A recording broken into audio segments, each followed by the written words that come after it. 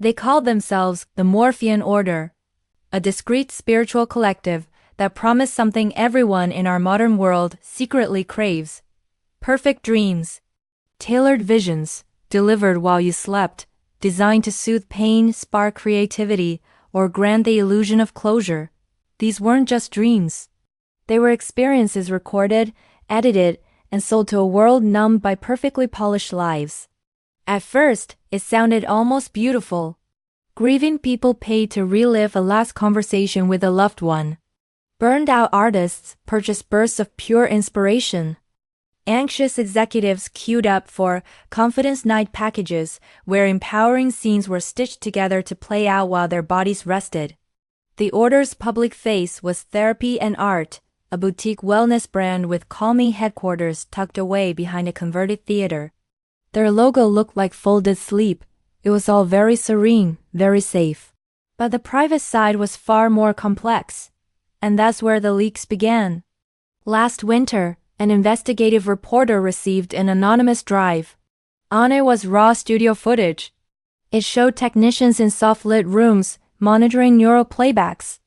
Clients were wired to non-invasive headcaps as these technicians isolated dream segments, carefully curating narrative arcs and smoothing out any jarring emotional spikes.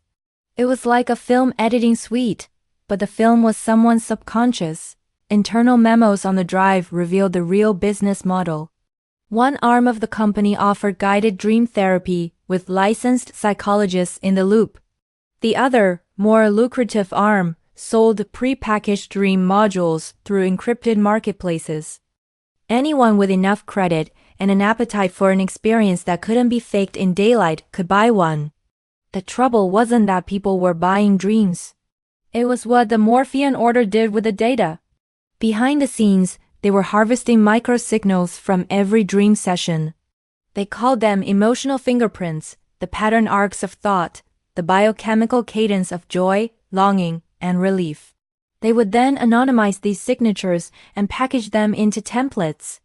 And these templates proved to be astonishingly valuable. Advertisers, entertainment studios, and corporate clients were desperate to get their hands on the emotional arcs that most reliably move people to action. The more intimate the dream, the more precise the emotional signature. The market valued authenticity, and the Morphean Order had built the perfect supply chain for it. Whistleblowers described an internal division called Archive and Adapt. This was a lab where engineers would recompose fragments of real dreams into product-ready sequences. A sunrise tinged with grief could be converted into a feeling of nostalgia for a car brand. A child's unfiltered wonder could be reframed as the perfect tone to sell a new gadget. The moral lines blurred even further when investigators discovered that some high-tier clients were purchasing bespoke grief packages to influence political narratives. And, on the dark market, resellers were stitching together illicit dream bundles that mimicked the emotional beats of beloved cultural moments, all to manipulate subscription retention for streaming services. Regulators were slow to respond. The technology was new, the therapy often seemed effective, and the Order had cultivated an image of compassionate artistry. But the ethical questions were multiplying. Who owns a memory-like experience? Can a purchased vision become intellectual property? And more urgently, was the commodification of dreams changing the way we valued our real nights? Sociologists began noticing subtle cultural shifts. Entire communities were starting to outsource their emotional labor to purchased nights. Parents bought bedtime reassurance dreams for their children. Students downloaded confidence loops before exams. Elderly people replayed youthful dances instead of visiting old friends. The very levers of human intimacy had been industrialized. The investigative team followed the money. They found trails leading to shell companies and offshore servers, uncovering secret partnerships between the Order and a whole constellation of content houses that were licensing these dream arcs for immersive entertainment and experiential retail. Imagine walking into a store and feeling a pre-programmed sense of wonder as you browse. Then, a former technician went public. They described the constant pressure to standardize raw dreams to make them scalable for a mass market. Technicians spoke of editing away awkwardness, smoothing over moral ambiguity, and eliminating any moments that made clients uncomfortable. In short, they were sanitizing the very things that make dreams and life real. A legal battle finally brought the issue to the forefront. A family recognized a soul dream sequence. Someone had taken a private, memorial dream and repurposed its emotional cadence in a global advertisement. The lawsuit exposed how the order's consent agreements were written in dense, layered legalese that buried critical clauses about secondary use and anonymization. The courtroom drama became a cultural moment. Philosophers, neuroscientists, and artists all testified about memory, authenticity, and the social value of uncurated experience. The order argued they were preserving catharsis and offering solace. Critics argued they were monetizing grief and selling emotional shortcuts that could atrophy our natural capacity for empathy. Meanwhile, digital forensic analysts uncovered something far more troubling: predictive dreaming. Using the aggregated dream signatures from millions of sessions, the order's analytics team had developed models that could anticipate an individual's likely emotional response to future content with unnerving accuracy.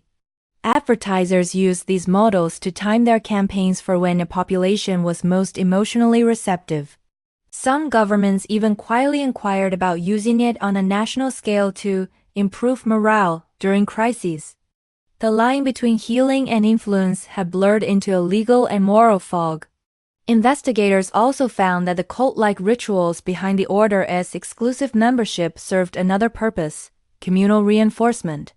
High-tier subscribers participated in shared dream sessions, where subtle cues embedded across participants' experiences created synchronized emotional peaks. It was framed as collective healing, but it was also the perfect tool for coordinated messaging and mass emotional choreography. Public reaction was polarized. There were vigils for people who claimed the purchased dreams saved them from despair, and there were protests from those who saw the practice as a new, insidious form of emotional exploitation. Artists staged slow sleep performances to reclaim the agency of dreaming, while hackers posted raw dream archives online to counter the sanitized market. Ethical committees convened internationally, trying to map out new frameworks for consent, data ownership, and the commercialization of our most intimate experiences. The Morphean Order adapted. They publicly embraced transparency, opened their labs for audits, and partnered with independent ethicists. But the leaks kept surfacing. Preserved chat logs showed executives debating how to scale wonder without diluting profits. A retired chair of the order admitted privately that their original spiritual mission had been completely swallowed by market incentives. The climax of the public inquiry came down to a single testimony from a former client. She was an elderly woman who said she could no longer remember if the last time she'd genuinely seen a sunrise was real, or if it was one she had carefully purchased. Her voice broke as she described the hollow comfort of these perfectly composed nights. That testimony crystallized the case against them. The harm wasn't physical, but existential. It was an erosion of the boundary between lived life and curated experience. Legislators finally moved fast. They drafted the Dream Integrity Act, banning the secondary commercialization of private dream sessions. It required explicit, granular consent for any derivative use and mandated an opt-in registry for shared dream sessions. The order and its imitators had to restructure. Some pivoted to community-owned archives and sliding-scale access. Others vanished into the darker corners of the market. The cultural debate still lingers. Do we want curated solace, or do we want the messy, unpredictable texture of real nights? In the wake of the scandal, artists and educators launched night schools, teaching lucid dreaming and memory practices, encouraging people to reclaim their nocturnal authorship rather than outsourcing it. And the final sentence of the investigation, printed in bold on the Commission's report, seemed to answer the question most directly. Dreams can heal, but when they're sold, what you buy may no longer be yours. Thanks for watching. What do you think about this? Let me know in the comments below. And if you found this story fascinating, make sure to subscribe for more deep dives into the future we're building.